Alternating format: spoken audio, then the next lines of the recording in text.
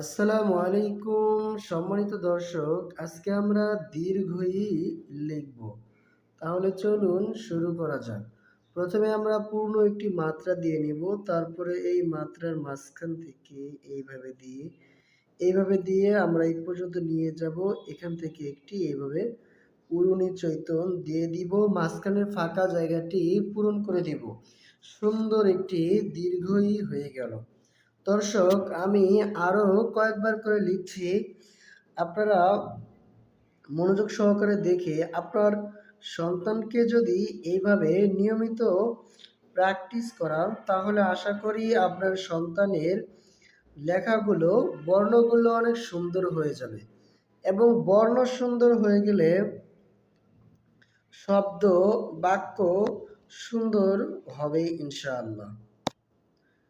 দর্শক, লেখা যদি আপনার সন্তানের সুন্দর হয়, তাহলে পরবর্তী যে পরীক্ষাগুলো রয়েছে বা প্রতিযোগিতা রয়েছে, সেগুলোতে আপনার সন্তান লেখার জন্যই অনেক সুন্দর রেজাল্ট করবে ইনশাআল্লাহ।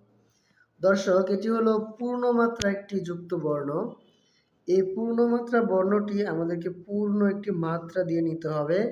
তারপরে মাত্রার এই একটু মাঝখান থেকে এইভাবে দিয়ে এই পর্যন্ত আমরা নিয়ে আসব।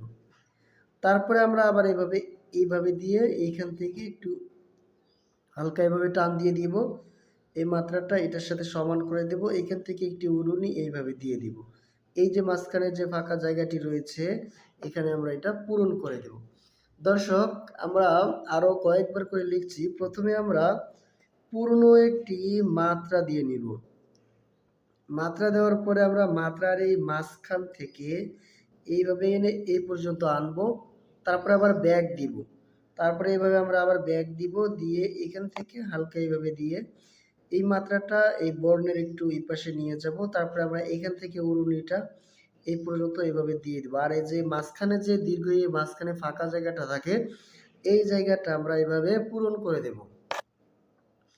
দর্শক, বর্ণ লেখা আসলে কঠিন কোনো বিষয় নয়। অনেক বাচ্চা দেখা যায় লিখতে চায় না, লেখার সময় অলসতা করে, পড়াশোনা করে কিন্তু লেখার ক্ষেত্রে তারা অলসতা করে। কিন্তু এই লেখাটাই যদি আমাদের একবার যদি সুন্দর হয়ে যায়, তখন আপনার সন্তান নিজে থেকেই লেখা আরম্ভ করবে এবং সে পড়ার চাইতে নিজেকে লেখাটাই বেশি প্রাধান্য দিবে।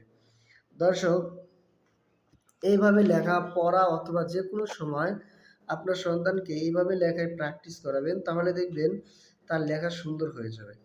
আর দর্শক, লেখা সুন্দর হলে অবশ্যই পরীক্ষার সময় আমাদের অনেক কাজে আসে। এই পরীক্ষকরা আমাদের লেখা সুন্দর দেখেই তারা মোটামুটি নাম্বারটা আমাদেরকে সে বিবেচনা করেই দেয়।